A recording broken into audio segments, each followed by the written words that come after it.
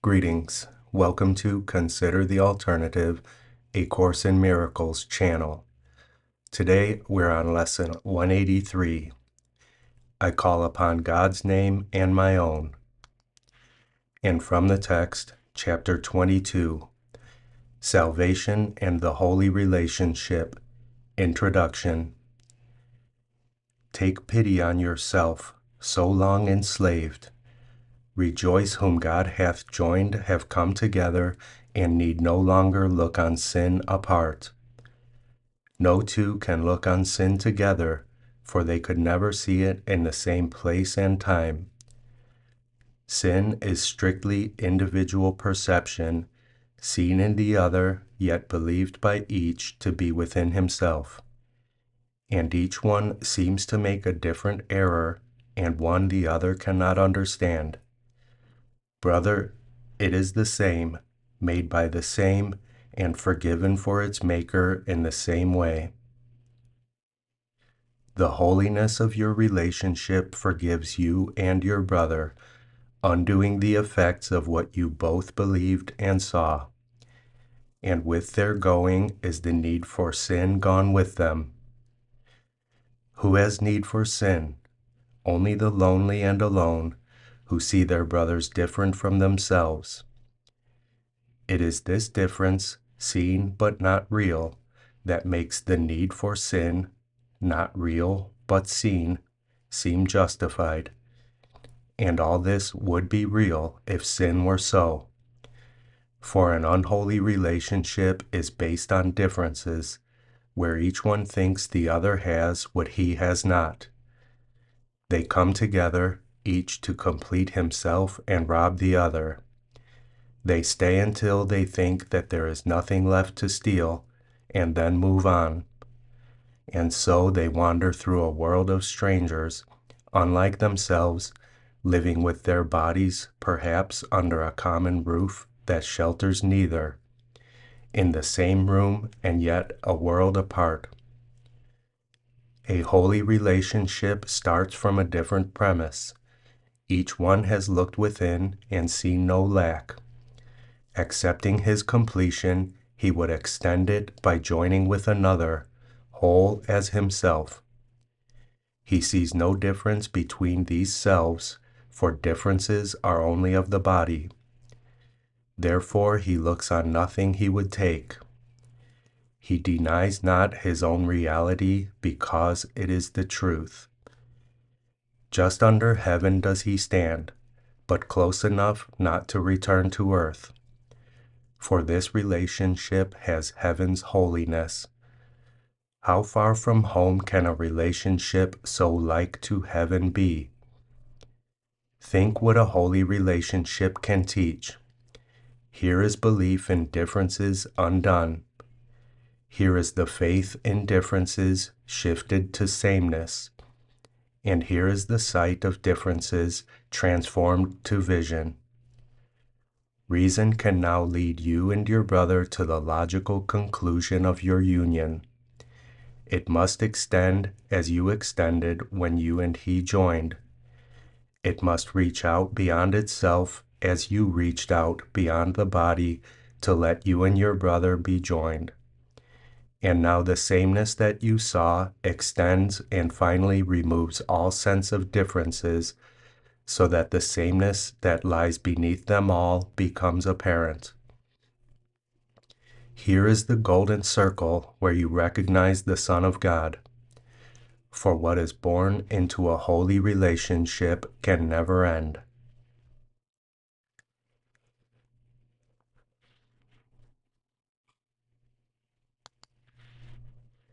Chapter 22, Section 1. The Message of the Holy Relationship. Let reason take another step. If you attack whom God would heal and hate the one he loves, then you and your Creator have a different will. Yet if you are his will, what you must then believe is that you are not yourself. You can indeed believe this, and you do. And you have faith in this and see much evidence on its behalf. And And where, you wonder, does your strange uneasiness, your sense of being disconnected, and your haunting fear of lack of meaning in yourself arise? It is as though you wandered in without a plan of any kind except to wander off, for only that seems certain. Yet we have heard a very similar description earlier, but it was not of you. But still this strange idea, which it does accurately describe, you think is you. Reason would tell you that the world you see through eyes that are not yours must make no sense to you. To whom would seeing such as this send back its messages? Surely not you, whose sight is wholly independent of the eyes that look upon the world. If this is not your vision, what can it show to you? The brain cannot interpret what your vision sees. This you would understand. The brain interprets to the body of which it is a part. But what it says you cannot understand. Yet you have listened to it, and long and hard you tried to understand its messages. You have not realized it is impossible to understand what fails entirely to reach you. You have received no messages at all, you understand, for you have listened to what can never communicate at all. Think then what happens. Denying what you are, and firm in faith that you are something else, this something else that you have made to be yourself becomes your sight. Yet it must be the something else that sees, and as not you, explains its sight to you. Your vision would, of course, render this quite unnecessary. Yet if your eyes are closed and you have called upon this thing to lead you, asking it to explain to you the world it sees, you have no reason not to listen, nor to suspect that what it tells you is not true. Reason would tell you it cannot be true because you do not understand it. God has no secrets. He does not lead you through a world of misery, waiting to tell you at the journey's end why he did this to you. What could be secret from God's will? Yet you believe that you have secrets. What could your secrets be except another will that is not your own, apart from his? Reason would tell you that this is no secret that need be hidden as a sin, but a mistake indeed. Let not your fear of sin protect it from correction, for the attraction of guilt is only fear. Here is the one emotion that you made, whatever it may seem to be. This is the emotion of secrecy, of private thoughts, and of the body. This is the one emotion that opposes love and always leads to sight of differences and loss of sameness. Here is the one emotion that keeps you blind, dependent on the self you think you made to lead you through the world it made for you. Your sight was given you, along with everything that you can understand. You will perceive no difficulty in understanding what this vision tells you, for everyone sees only what he thinks he is. And what your sight would show you, you will understand because it is the truth. Only your vision can convey to you what you can see. It reaches you directly, without a need to be interpreted to you. What needs interpretation must be alien, nor will it ever be made understandable by an interpreter you cannot understand.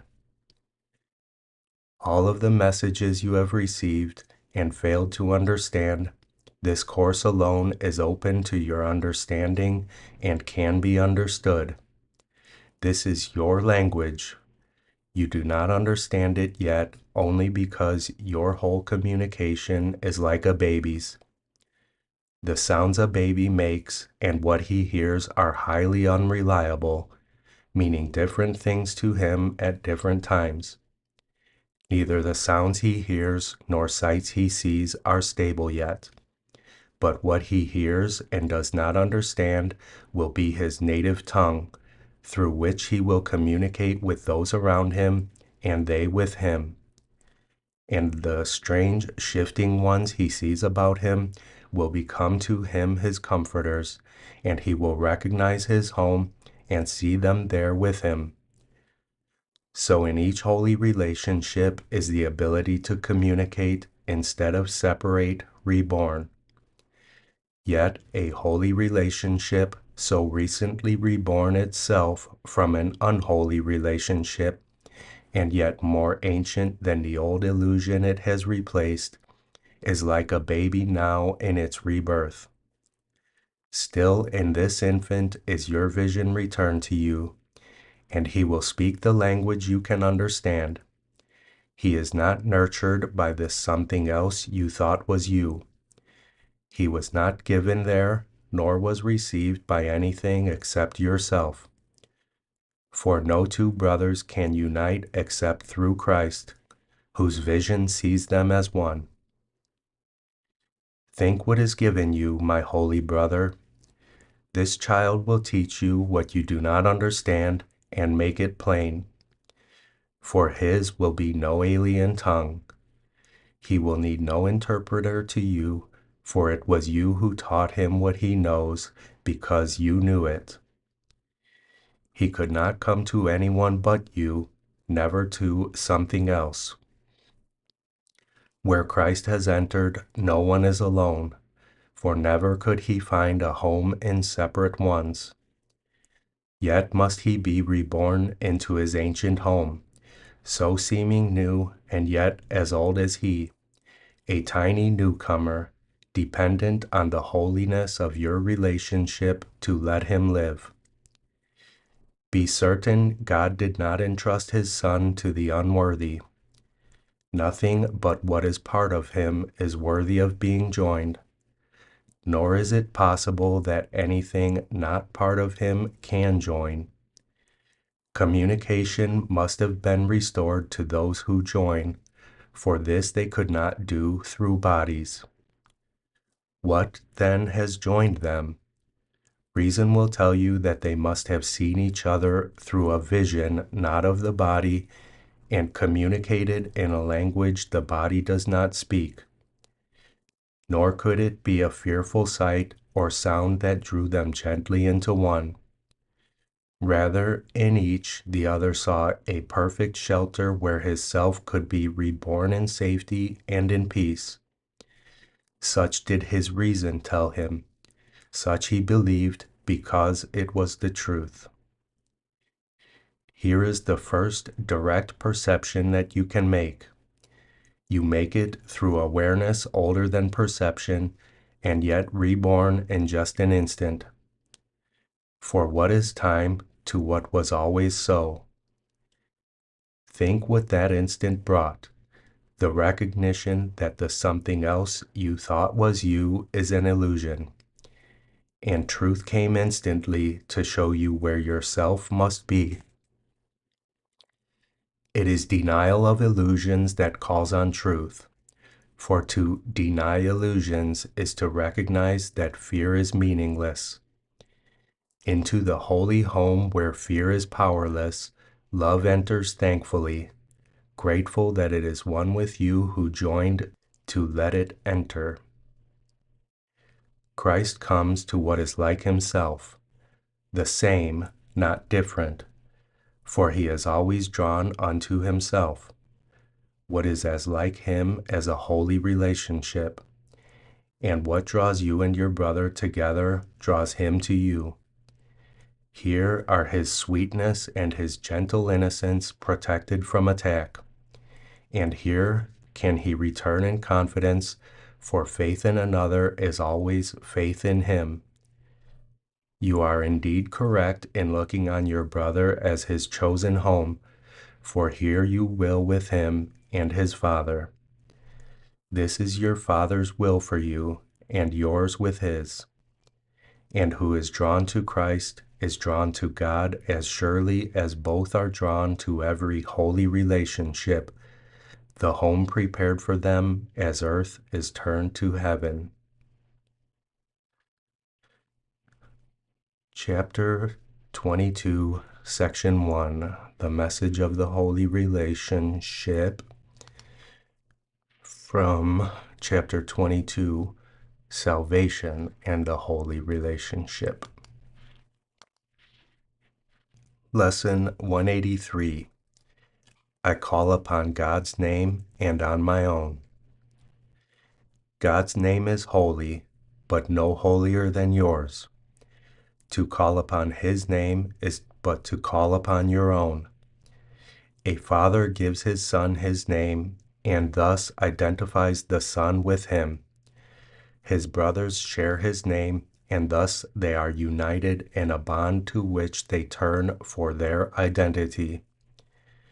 Your Father's name reminds you who you are, even within a world that does not know, even though you have not remembered it.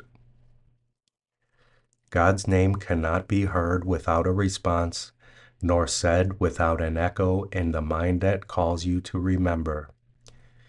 Say His name, and you invite the angels to surround the ground on which you stand, and sing to you as they spread out their wings to keep you safe and shelter you from every worldly thought that would intrude upon your holiness. Repeat God's name, and all the world responds by laying down illusions.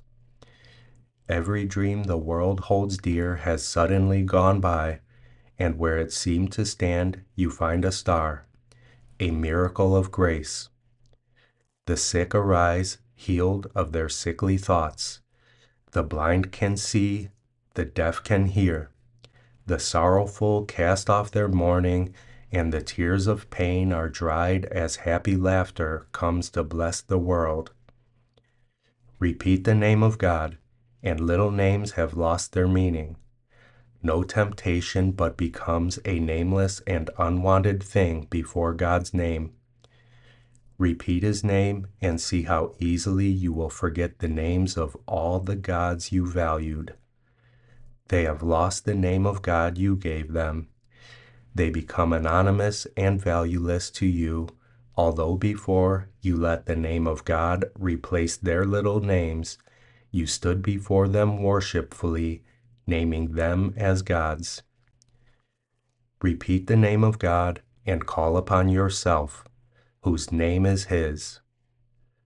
Repeat His name, and all the tiny, nameless things on earth slip into right perspective. Those who call upon the name of God cannot mistake the nameless for the name, nor sin for grace, nor bodies for the Holy Son of God. And should you join a brother as you sit with him in silence, and repeat God's name along with him within your quiet mind, you have established there an altar which reaches to God Himself and to His Son. Practice but this today. Repeat God's name slowly again and still again. Become oblivious to every name but His. Hear nothing else. Let all your thoughts become anchored on this. No other word we use except at the beginning, when we say today's idea but once.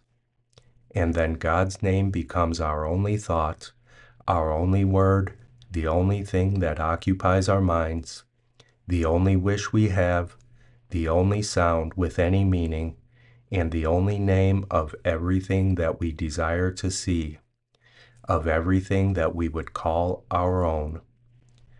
Thus do we give an invitation which can never be refused, and God will come and answer it Himself. Think not He hears the little prayers of those who call on Him with names of idols cherished by the world. They cannot reach Him thus. He cannot hear requests that He be not Himself, or that His Son receive another name than His. Repeat God's name, and you acknowledge Him as sole creator of reality, and you acknowledge also that His Son is part of Him, creating in His name. Sit silently and let His name become the all-encompassing idea that holds your mind completely. Let all thoughts be still except this one, and to all other thoughts respond with this, and see God's name replace the 1,000 little names you gave your thoughts, not realizing that there is one name for all there is and all that there ever will be. Today, you can achieve a state in which you will experience the gift of grace. You can escape all bondage of the world and give the world the same release you found. You can remember what the world forgot and offer it your own remembering. You can accept today the part you play in its salvation and your own as well. And both can be accomplished perfectly. Turn to the name of God for your release, and it is given you. No prayer but this is necessary, for it holds them all within it. Words are insignificant, and all requests unneeded when God's Son calls on His Father's name. His Father's thoughts become His own. He makes His claim to all His Father gave, is giving still, and will forever give. He calls on Him to let all things He thought He made be nameless now, and in their place the holy name of God becomes His judgment of their worthlessness. All little things are silent. Little sounds are soundless now. The little things of earth have disappeared. The universe consists of nothing but the Son of God, who calls upon His Father. And His Father's voice gives answer in His Father's holy name. In this eternal, still relationship, in which communication far transcends all words and yet exceeds in depth and height whatever words could possibly convey, is peace eternal. In our Father's name we would experience this peace today, and in His name it shall be given us. Lesson 183. I call upon God's name and my own.